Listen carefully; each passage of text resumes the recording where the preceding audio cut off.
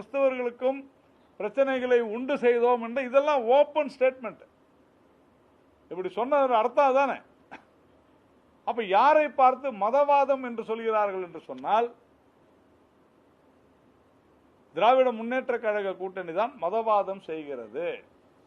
அதனால இதை நாம விளக்குவதற்காக, இதை நாம தெளிவா சொல்லுவதற்காகத்தான் இந்த பத்திரிகையாளர் சந்திப்பை நாம ஏற்பாடு செய்தோம். பாரதிய ஜனதா கட்சி உண்மையிலேயே இந்த விஜய் அவர்களுடைய அரசியல் பிரவேசத்திற்கு பிறகு ஒரு மிகப்பெரிய ஒரு அலை என்று சொல்கிறார்கள் அவர்கள். அவர்கள் சொல்கிற அந்த அலையிலும் கூட பாரதிய ஜனதா கட்சி தன்னுடைய வாக்குகளை தக்க வைத்துக் கொண்டதோடு மட்டுமல்லாமல் நாங்கள் அதிக அளவில் வாக்குகளை பெற்றிருக்கிறோம். இதுதான் ஒன்று. இரண்டாவது, நேற்றைய தினம் நம்முடைய தமிழக அரசுக்கு அமலாக்கத்துறை ஒரு கடிதம் எழுதியிருக்கிறது.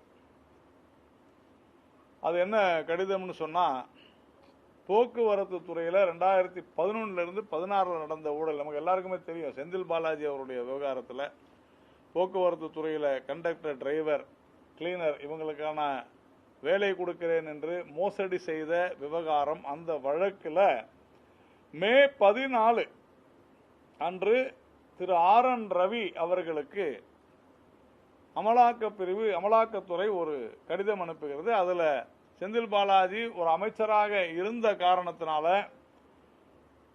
செக்ஷன் 218 BNSSல 218 கீழே அரசாங்கத்தினுடைய சாங்ஷன் வேணும், அவர் மீது வழக்கு தொடுவதற்கான ஒப்புதல் வேணும் அப்படின்னு சொல்லி ஒரு கடிதம் எழுதுகிறார்கள். செப்டம்பர் 11, 2025 அன்று அன்றைய ஆளுநர் திரு ஆர்.என். ரவி அவர்கள் தமிழக அரசுக்கு கடிதம் அனுப்புகிறார். இது குறித்து பரிசீலியுங்கள், நடவடிக்கை எடுங்கள் என்று சொல்லியும் கூட அக்டோபர் 8 அன்று 2025 அன்று அன்றைய திமுக அரசு அனுமதி மறுத்தது, சாங்ஷன் கொடுக்கல, திருப்பி அனுப்பிச்சிட்டாங்க. இது என்னன்னு திருப்பி அனுப்புறாங்கன்னா, நேரடியாக எங்களுக்கு அனுப்பணும், ஏன் கவர்னர் மூலமா அனுப்புறாங்க, இடி அரசாங்கத்துக்கு அனுப்பணும்னு சொல்லி அனுப்புறாங்க. அதன் பிறகு பிப்ரவரி 23 ஆளுநர் அமலாக்கத்துறைக்கு கடிதம் எழுதுறார். ஏன்பா நீங்க எனக்கு அனுப்புறீங்க, தமிழக அரசுக்கு அனுப்புங்க அப்படின்னு சொல்லி அவர் ஒரு லெட்டர் எழுதி இடி இப்போ தமிழக அரசாங்கத்திற்கு அனுப்பிட்டாங்க. இதுல மிக முக்கியமான விஷயமே, இந்த வழக்குக்கான முதல்ல புகாரை கொடுத்ததே திராவிட முன்னேற்ற கழகம் தான். திராவிட முன்னேற்ற கழகம் தான் இந்த வழக்கை நீங்க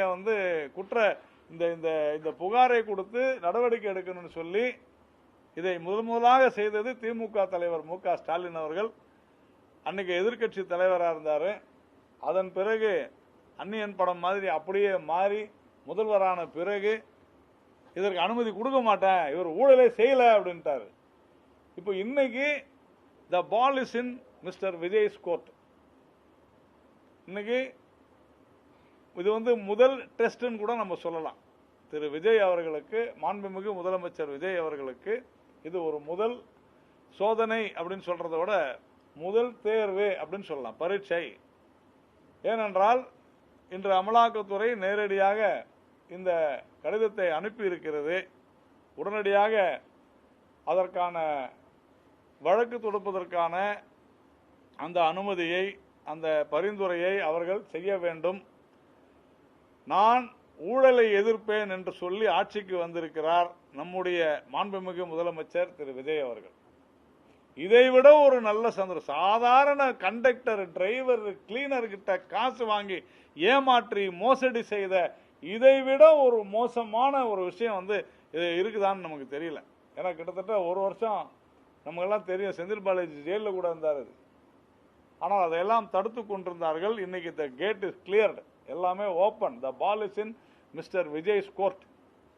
அப்போ அவர் உடனடியாக இந்த அமலாக்கத்துறையினுடைய இந்த கடிதத்திற்கு இசைவு தெரிவிக்குமாறு மாண்புமிகு முதல்வர் விஜய் அவர்களிடம் கேட்டுக்கொள்கிறோம். பாரதிய ஜனதா கட்சி கேட்டுக்கொள்கிறது. ஊழல்வாதிகளை ஒழிப்பதற்கான முதல் படி, ஊழலை ஒழிப்பதற்கான முதல் படி. இதில் திரு விஜய் அவர்களுக்கு பல சங்கடங்கள் வரலாம். ஏனென்றால் நாங்கள் இன்னும் திமுக கூட்டணியில் தான் இருக்கிறோம் என்று கம்யூனிஸ்டுகளும் திருமாவளவன் அவர்களும் சொல்லிக் கொண்டிருக்கிறார்கள்.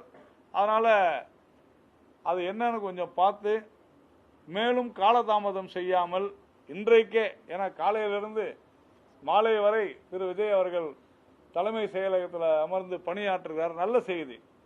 அதனால் உடனடியாக அதை அவர் செய்யுமாறு நாம் பாஜக கேட்டுக்கொள்கிறது. அதே மாதிரி ஸ்பீக்கர் கொடுக்கணும். பட் விஜய் தானே அதை சொல்லணும், முதலமைச்சர் தானே அதை செய்யணும். அது அண்டர் செக்ஷன் 218 அப்படின்றது சபாநாயகர், அரசாங்கம் அதை சொல்லி ஸ்பீக்கர் செய்யணும். அதனால் அதே போல் நம்ம ஆனைமங்கலம் விவகாரத்தில் மத்திய அரசு நெதர்லாந்திலிருந்து தாமரை செப்பேடுகளை கொண்டு வந்திருக்கிறது. இது ஒரு மிகப்பெரிய நம்முடைய தொல்லியல் பெருமை. ஆனால் கம்யூனிஸ்ட் வழக்கம் போல கம்யூனிஸ்ட் பாராளுமன்ற உறுப்பினர் சு வெங்கடேசன் ஏதோ அவர் தான் எல்லாம் செஞ்ச மாதிரியும், திமுக காரங்க நாங்கள் தான் செஞ்ச மாதிரிலாம் பெருமை பேசுகிறாங்க. இதற்கான முன்னெடுப்பை கடந்த 10 வருடங்களாக செய்து நம்முடைய அயலுறவுத்துறை அதிகாரிகளும் தொல்லியல் அதிகாரிகளும் எவ்வளவு பாடுபட்டிருக்கு. நீங்க நான் நேற்று படித்துக் கொண்டிருந்தேன். இந்திய அரசு எவ்வளவு முனைப்பெடுத்து இதை கொண்டு வந்திருக்கிறது என்றால் ஒரு நன்றி அதற்கு இல்லாமல் பாராளுமன்றத்தில் நாங்கள் தான் கேள்வி கேட்டோம். கேள்வி கேட்பது திருவிளையாடல் படம் மாதிரி ஈஸி தான், பதில் சொல்றது தான் கஷ்டம். இந்த அற்புதமான விஷயத்தை, நம்முடைய வரலாறை, நம்முடைய பெருமையை, பண்பாட்டை, கலாச்சாரத்தை நிலைநாட்டக்கூடிய நம்முடைய சரித்திரத்தை மிக சிறப்பாக மத்திய அரசு செய்திருக்கிறது. ஆனால் நம்முடைய மாண்புமிகு முதலமைச்சர் விஜய் அவர்கள் இதுவரைக்கும் இது குறித்து வாய் திறக்காது இருக்கிறார். தமிழர்களுடைய பெருமை குறித்து அவருக்கு தெரியவில்லையா, அல்லது இந்த விவகாரத்தில் நாம இவர் ஏன் சைலண்டா இருக்கிறார், அமைதியா இருக்கிறாருன்னு நமக்கு தெரியவில்லை.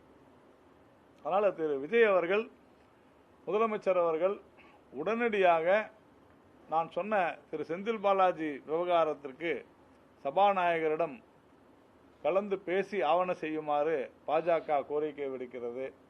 இந்த விவகாரத்தில் நம்முடைய முதலமைச்சர் விஜய் அவர்கள் இதை வரவேற்று, இது மட்டுமல்ல, பாரதிய ஜனதா கட்சியினுடைய ஆட்சியில் பல நூற்றுக்கணக்கான தொல்லியல் பொருள்கள் இந்த 10 வருடங்களில் மாண்புமிகு பிரதமர் திரு நரேந்திர மோடி அவர்களுடைய சாமர்த்தியம் மற்றும் அவருடைய அன்பினால நமக்கு கிடைக்கப்பட்டிருக்கக்கூடிய பல நாடுகளிலிருந்து வந்திருக்கக்கூடிய அனைத்தையுமே நாம இங்கே நம்முடைய மக்களுக்காக நம்முடைய பெருமையை நாம் போற்ற வேண்டும். அதற்கான முயற்சியையும் திரு விஜய் அவர்கள் எடுக்க வேண்டும் என்று நாம கேட்டுக்கிறோம். இன்னும் 2 விஷயம்தான். நான் பாடிய பாடலுக்காகத்தான் கரூரில் பிரச்சனையாச்சு அப்படின்னு சொன்னாங்க. பாட்டிலுக்கு 10 ரூபாய் அப்படின்ற பாட்டை பாடினதுனால தான் அப்படின்னு சொன்னாங்க.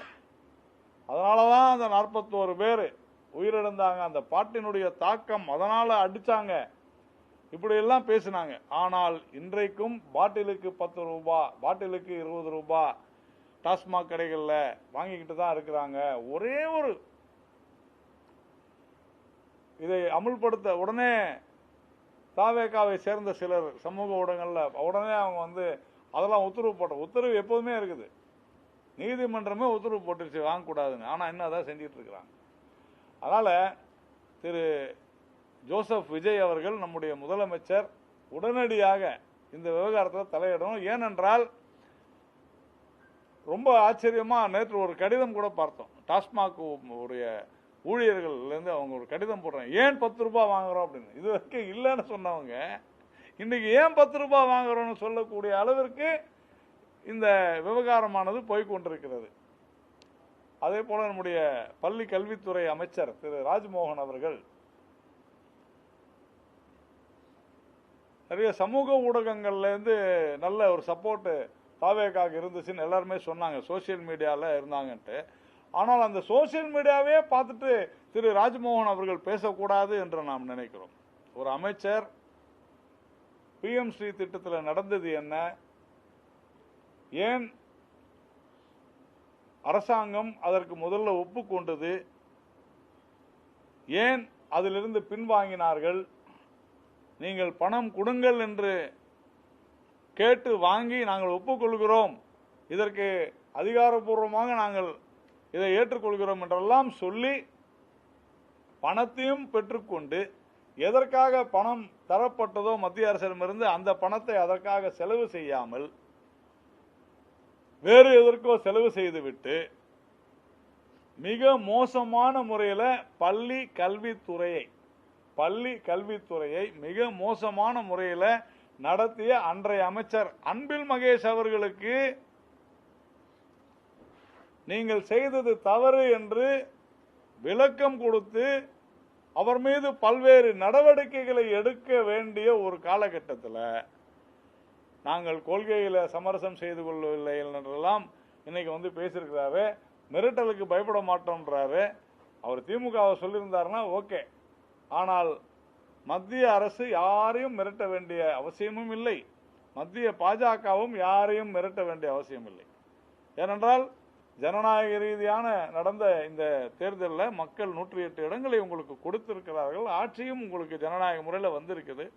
அதை முறையாக செய்ய வேண்டும், மக்களுக்கு செய்ய வேண்டும், எது நியாயமோ அதை செய்ய வேண்டும் என்பதுதான் இது நாம் சொல்லக்கூடிய ஒரு விஷயமாக பார்க்கிறோம். எல்லாவற்றையும் விட மும்மொழி கொள்கையை பற்றி பேசுறாங்க. மும்மொழி கொள்கையை மறுபடியும் சொல்கிறோம், தாய்மொழி வழி கல்வி என்பது இன்றியமையாதது.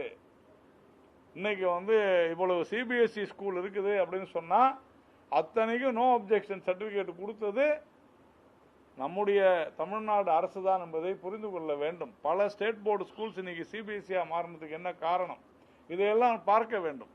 இன்றைக்கு அரசு பள்ளிகள் இவ்வளவு மோசமாக இருக்கிறது என்பதற்கு காரணம் யார், ஏன் என்பதையெல்லாம் நம்ம பார்க்கணும். அதே போல நீட்டு தேர்வு குறித்து சொல்கிறார்கள். இன்னைக்கு நீட்டு தேர்வு வந்த பிறகுதான் கிராமப்புற பள்ளி மாணவர்கள் மருத்துவ படிப்புக்கு அதிகமாக சேர்கின்றனர். நீட்டு தேர்வு வந்த பிறகுதான் அரசு பள்ளி மாணவர்கள் அதிக அளவில் சேர்றாங்க.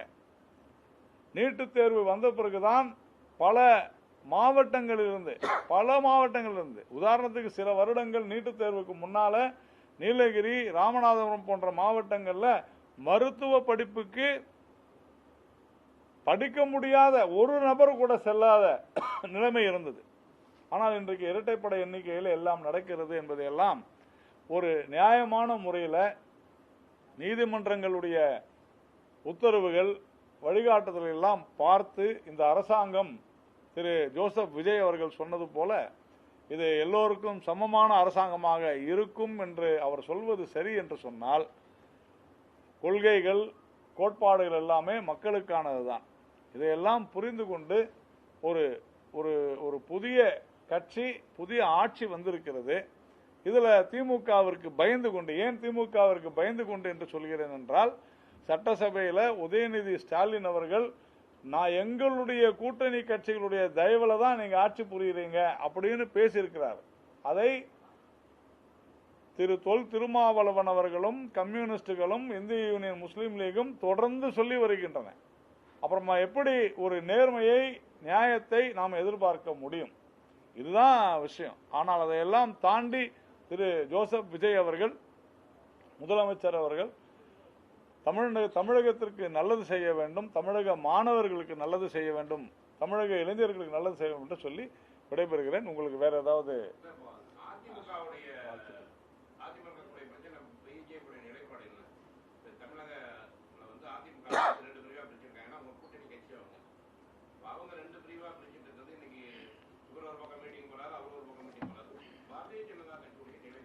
பாரதிய ஜனதா கட்சியை பொறுத்தவரையில் மற்ற கட்சியினுடைய உட்கட்சி விவகாரங்களில் நாம் தலையிடுவது கிடையாது, தலையிட்டதும் கிடையாது, தலையிடவும் மாட்டோம். அவரவர்கள் அவருடைய கட்சியை பொறுத்தவரையில் அவங்களே சரி பண்ணிப்பாங்க. கண்டிப்பாக திரு எம்ஜிஆர் அவர்கள் உருவாக்கிய கட்சி, செல்வி ஜெயலலிதா அவர்கள் வளர்த்த கட்சி, அதனால அவரவர்களுக்கே தெரியும், உறுதியாக நல்லது நடக்கும் என்று நாம் நம்புகிறோம். அவ்வளவுதான். நம்ம நிலைப்பாடு அவ்வளவுதான்.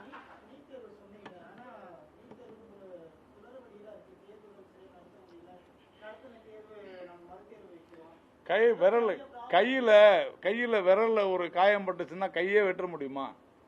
அதை எப்படி சரி செய்யறதுன்னு தான் பார்க்கணும். அதுக்கு தான் வந்து என்ன சொல்றாங்க, ஆன்லைன் எக்ஸாம் வைக்கிறோம்னு சொல்றாங்க. இது தொடர்ந்து நான் அப்படி பார்த்தீங்கன்னா இன்னைக்கு வந்து நம்முடைய +2 தேர்வுகளில் வர்றது இல்லையா, டிஎன்பிஎஸ்சியில் பிரச்சனை இல்லையா, ஆசிரியர் தகுதி தேர்வில் பிரச்சனை இல்லையா, எல்லாம் ஒரு தனி மனித எல்லாமே நாம நம்முடைய மக்களை சார்ந்து இயங்குகிறோம். நீட்டு தேர்வு யார் பண்றாங்க? மேலிருந்து யாரும் குதிச்சு வந்து பண்றாங்களா? கிடையாது. தனி மனிதர்கள் எல்லாருமா சேர்ந்து அரசு ஊழியர்கள் செய்யறாங்க. அதுல தனிப்பட்ட நபர்கள் யாரேனும் தவறு செய்தால் இந்த பிரச்சனைகள் ஏற்படுகின்றன, நடவடிக்கை எடுக்கிறோம், சரி செய்வோம். இதுதான் நம்ம செய்ய முடியும். நாம உச்சநீதிமன்றம் எதற்காக இந்த 4 காரணங்களுக்காகத்தான் நீட்டு தேர்வு நடக்கிறது. என்னென்ன காரணங்கள்? எல்லா பிற்படுத்தப்பட்ட மாவட்டங்களிலிருந்தும் பிரதிநிதித்துவம், அதாவது மருத்துவ படிப்புக்கு மாணவர்கள் சேர வேண்டும், ஏழை அரசு பள்ளி மாணவர்கள் சேர வேண்டும், கிராமப்புற மாணவர்கள் சேர வேண்டும், அதிகமாக காசு செலவு பண்ணக்கூடாது. இவ்வளவுதான். இந்த 4ம் நடக்க வேண்டும் என்று சொன்னால் நீட்டு தேர்வு நடக்க வேண்டும் என்று நாம வந்து சொல்றோம். அவ்வளவுதான் விஷயம்.